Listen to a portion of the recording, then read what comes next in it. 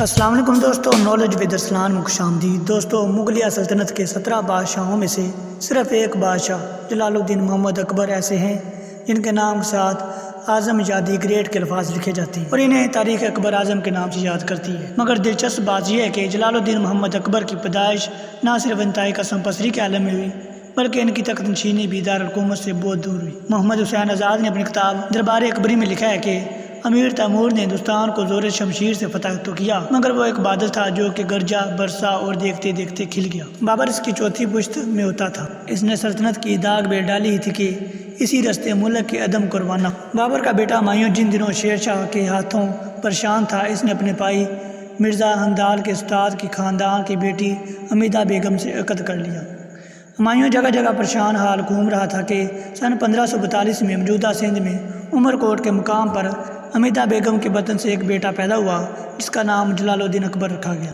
کوئی اور مغل بادشاہ ہوتا تو اس وقت زر و دولت کو پانی کی طرح بہاتا، لیکن بے سر و سامان ہمایوں کے پاس خوشی کے اس موقع پر لٹانے کو کچھ نہیں تھا۔ اسے یاد آیا کہ اس کی کمر میں ہرن کا مشک بندھا ہے، چنانچہ اسے نکال کر توڑا گیا اور ذرا ذرا سا مشک تمام افراد میں تقسیم کر دیا گیا۔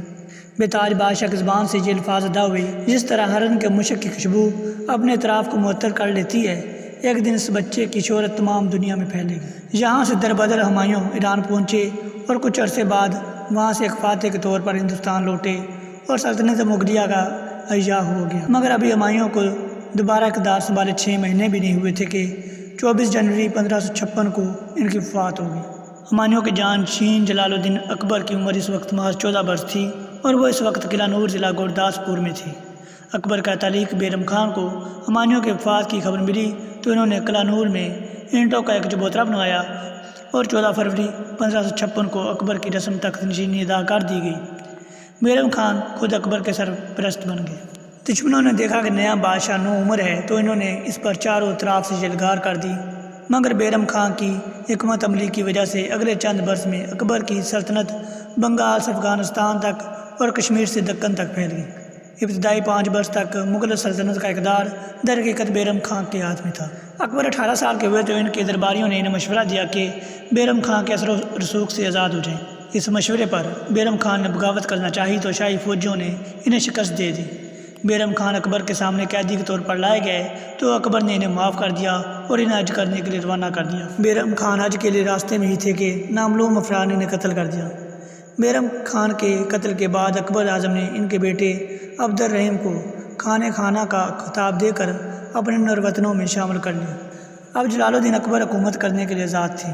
انہوں نے ابو الفضل اور فیضی جیسے عالموں کی صحبت پائی تھی جن کے مشورے پر انہوں نے ہندوؤں کو زیادہ سے زیادہ مراعات دیں اور ان سے ازدواجی رشتے قائم کیے۔ اکبر نے ایک ہندو عورت جودھا بائی سے شادی بھی کی جو ان کے بیٹے جہانگیر کی والدہ بنی۔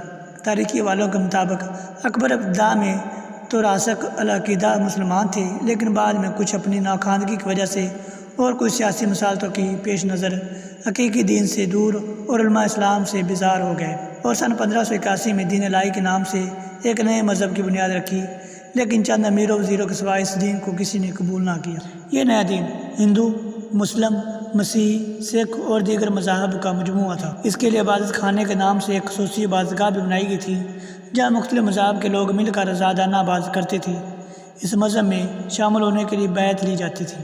کہا جاتا ہے کہ اکبر نے اپنے اس اقدام کے ذریعے مذہب کی بنیاد پر پیدا ہونے والے مسائل سے بچنے کی کوشش کی تھی، مگر دین الہی کے اجرا کے بعد وہ بزرگان دین کی نظروں میں ایک ناپسندیدہ شخصیت قرار پا گئے، مگر اکبر انہیں خاطر میں نہ لایا۔ اگرچہ اکبر ان پڑھے تھے، لیکن ان کو علوم و فنون کی امداد اور سرپرستی کا خاص شوق تھا۔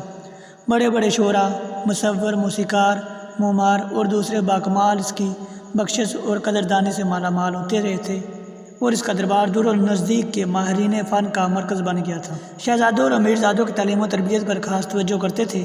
بلا شبہ اکبر نہ صرف عظیم فتوحات بلکہ نظم و نسق کے معیار اور علم و فن کی سرپرستی کے لحاظ سے دنیا کے بڑے بڑے بادشاہوں میں شمار ہوتے ہیں۔ جلال الدین اکبر نے 50 سال بڑے شان و شوکت سے حکومت کی، مگر ایک اچھی زندگی اور طویل ترین بادشاہت کرنے والے بادشاہ کے آخری ایام کچھ زیادہ خوش کن نہیں تھے۔ اس کے 2 بیٹے مراد اور دانیال کثرت شراب نوشی کی وجہ سے نوجوانی میں جان سے گئے، جن کی موت نے انہیں نڈھال کر دیا۔ پھر ان کے نورتن بھی ایک ایک کر کے ان سے جدا ہوتے گئے۔ وہ اپنے جانشین شہزادہ سلیم کی سرکشی سے بھی پریشان رہے، جس نے اس کے خلاف بغاوت بھی کی۔ تمام حالات کی وجہ سے وہ بستر سے لگ گیا اور بالآخر 13 اکتوبر 1605 کو فتح پور سیکری کے مقام پر وفات پا گئے۔ اس کا مقبرہ آگرے کے نزدیک سکندرا کے مقام پر ہے۔ جلال الدین اکبر کا عہد حکومت سلطنت مغلیہ کا عہدۂ ذریع سمجھا جاتا ہے اور ان کے عہد حکومت پر بہت سی کتابیں لکھی گئیں، جن میں ابوالفضل کی اکبر نامہ، محمد حسین آزاد کی دربار اکبری اور سید احمد خان کی آئین اکبری کے نام سر فہرست ہیں۔